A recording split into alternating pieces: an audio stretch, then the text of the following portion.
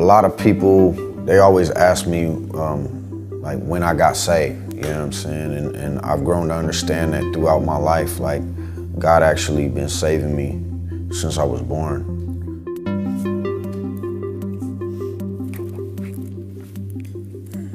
I grew up in a super strict, like, religious, home. For me, Christianity was more about like rules and regulations, not necessarily like personal relationship. I didn't really understand God to be personal. I just looked at him kind of like how you would look at a police officer in your community or something. Like, it's somebody who enforces rules, but it's not anybody that you really want to kick it with. And we moved around a lot when I was a kid, never really having any deep roots in any community or any social circle, like constantly being uprooted. Like, it was really hard for me. Every new environment you were put in, you got treated a certain way, and my heart would always be crushed because all I ever wanted was love. All I ever wanted was people to accept me, and just being treated so evil. Like, over time, it started to harden my heart. What ended up happening when I moved to Sacramento was I had made a friendship with a young kid in New Mexico when we lived out there. That friendship meant a lot to me because I didn't have a lot of friends, you know what I'm saying? And he ended up dying soon after I moved away. When I was 13 years old, he died in a car accident.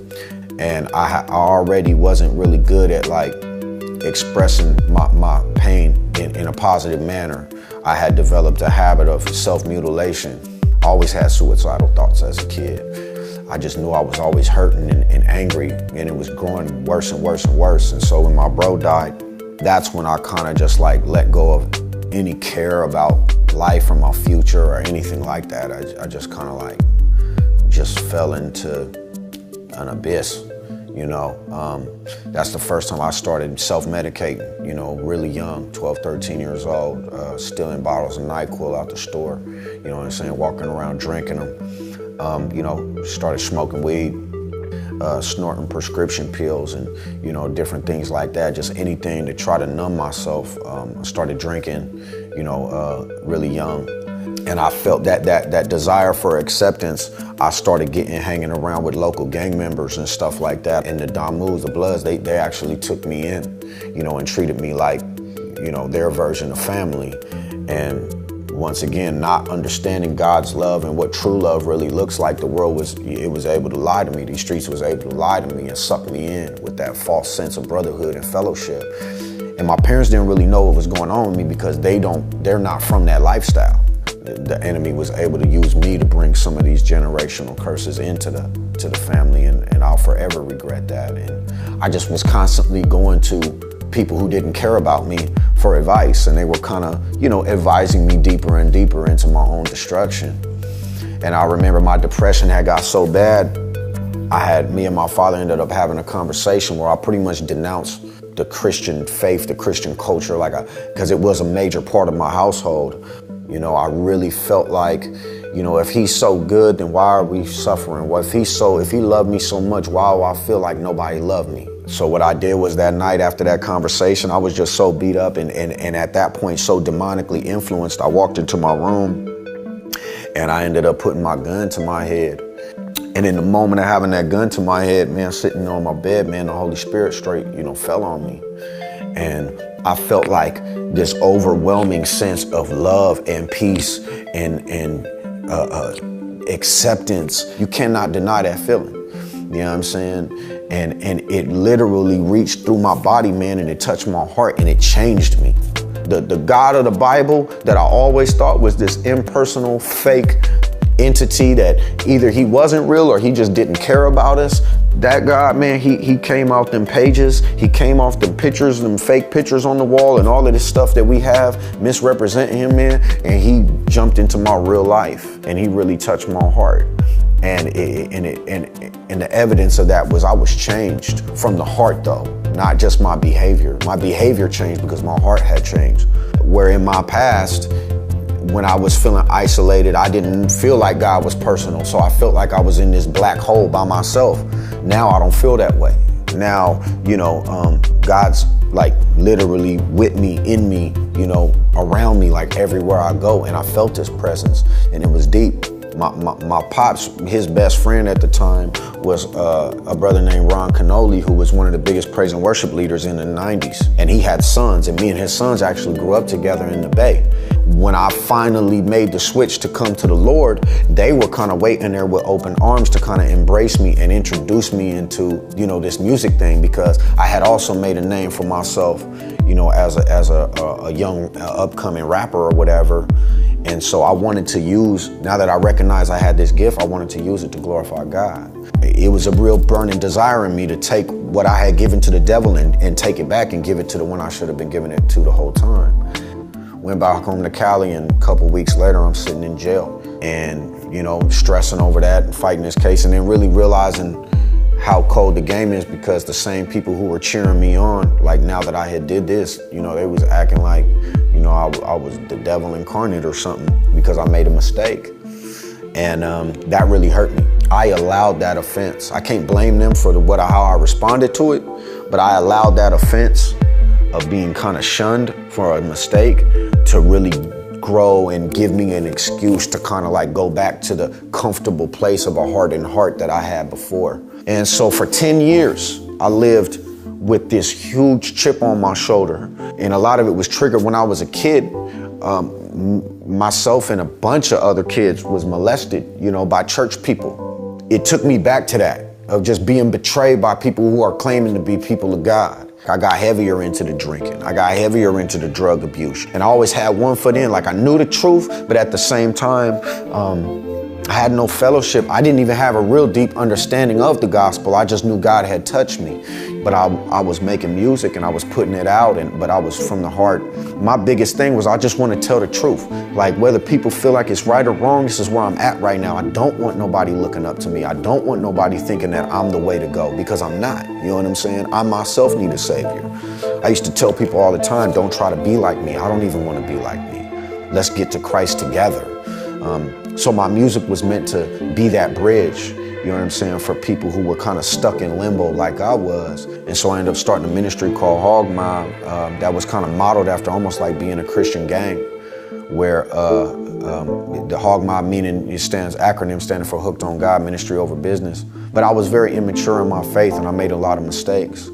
And so after 10 years of just living in this terrible cycle, I ended up moving out of state. I had got this girl pregnant with me. She was having twin boys. Man, I ended up moving out of state to, go see if I can find a better way to provide for them by legal or illegal means. Whatever happened. And when I went out there, she ended up getting in a car accident, and my twin boys died.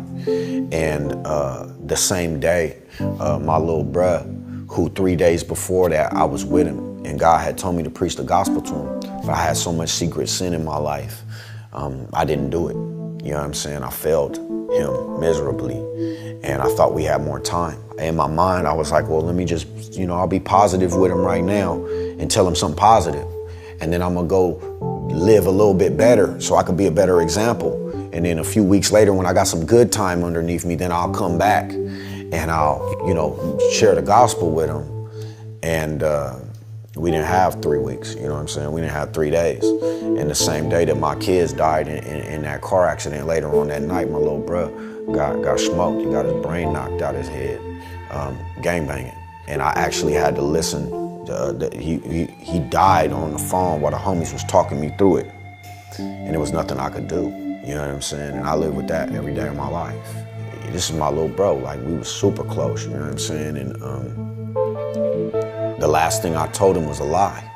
I told him, the last thing I said to him was, I love you.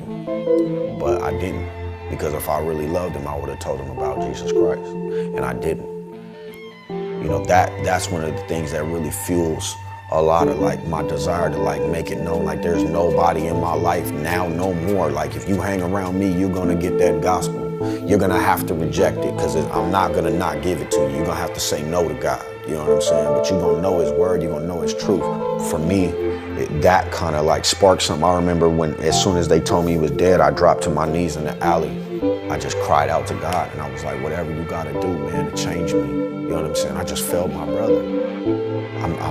I felt worthless. Like, You know, I'm no good at being a gangster no more because you changed my heart, and I can't even get this ministry thing right because I don't got the heart to do what it's needed to do sometimes because I'm still too concerned about people loving me and caring about me and being accepted that sometimes I shy away from preaching the gospel, man. And I didn't know where to go. I didn't know what to do. Just lost my kids, you know. I couldn't even be a father.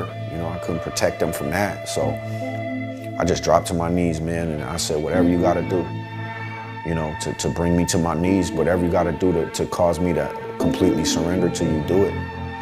And he said, I just did. And the message was clear. You know what I'm saying? I wasn't in control. I wasn't in charge. You know, there was something greater than me, and I need him in my life in order to get through this. That's one of the major steps towards where I'm at today, you know, was that day. And then shortly after, one of my brothers in the faith came on tour with me, and he actually sat down, he opened up the word, man, and he shared the gospel with me, like from the Bible though.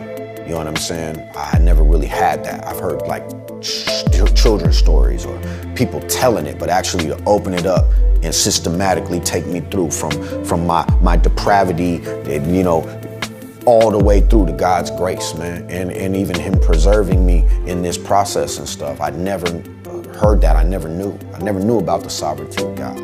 It actually like caused me to like almost like feel this anger towards God. I actually like prayed and because it was late at night, I went and laid down and I said, okay, Lord, this is what's up. I'm finna go to sleep, and if I wake up hating you, I'm gonna assume that you don't want me as your child. You know what I'm saying? And that you've basically, whatever, grieved you to the point to where you've let me go. And I said, but if you change my heart and I want a burning desire, I want a relationship with you like something I've never known. It's since the day you touched me when I had that gun to my head. Like I want a burning fire and passion for you, your word, your spirit, your presence, and all these different things. That's so undeniable that I can't even resist it. Like it overrides my flesh. That's what I asked the Lord for.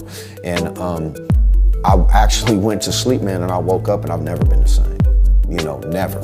I was reading for like 10 hours a day. Like I was craving to scream. It was like I was having my, you know, food for the first time. Like it was a crazy experience, and he honored that prayer because once again I came to him honestly. You know what I'm saying? And so from there on, I really started realizing like the importance of people having people who not just preach at them from a pulpit, but actually who are willing to walk and do life with them. So that's what the Lord kind of has encouraged me and taught me and molded me into being for a lot of brothers. So now with Hog Mob, as before, it was just kind of like this ragtag group of dudes who, you know, we claimed God, but didn't really know him that well and different things like that. Like now the Lord has, as he's matured me, he's also matured the ministry around me to where now we're a global discipleship network. I myself have kind of taken on, you know, the role of becoming a domestic missionary and being developed and groomed for that. I gave up my home, you know what I'm saying? Right now, I don't even have a place to like call home, you know what I'm saying? It's wherever God sends me today, that's, you know, what it is. I hear a lot of talk about, you know, radical Christianity. Radical Christianity at its basic level is radical. Anybody who's watching this, man, you know, you're not looking at somebody who went to college. You're not looking at somebody who, you know, knows the Bible from cover to cover, in and out, or went to seminary or nothing. And I'm not knocking none of those things, but what God has graced me to be able to do, I'm a validated gang member, felon. I got stamps on my passport for the gospel. You know what I'm saying? And what the Lord can do and where he can lead you and where he can take you if you just say yes. You won't be able to comprehend it. And stop trying to be radical and just embrace the Holy Spirit, man, and let him change you, and he will make you something radical, because God is radical. When Jesus Christ was on this earth, he was radical to the point they felt like they had to get rid of him because he was a problem. You know, and that's why the Lord already tells us how to deal with persecution, because it's a guarantee for all those that follow him. So I just want to encourage everybody, man, stay in that word. You know, make this stuff your culture, your practice. We can't claim that we love God, but then our appetites are worldly. Ask the Lord to deal with you with these things. If you have any addictions, the Lord can change you. What God has been able to do through this ministry and just through one person who's nothing special. You know, my talent, this is God's talent. He put this in me. And whatever he's put in you, man, it'll work if you work at it. And you put it to work, man. Serve God with whatever you have and let him take you where he wants you to go. Because it's better than where you headed on your own, I promise you that. This is Sevin, and this is the truth. Now I dare you to live it.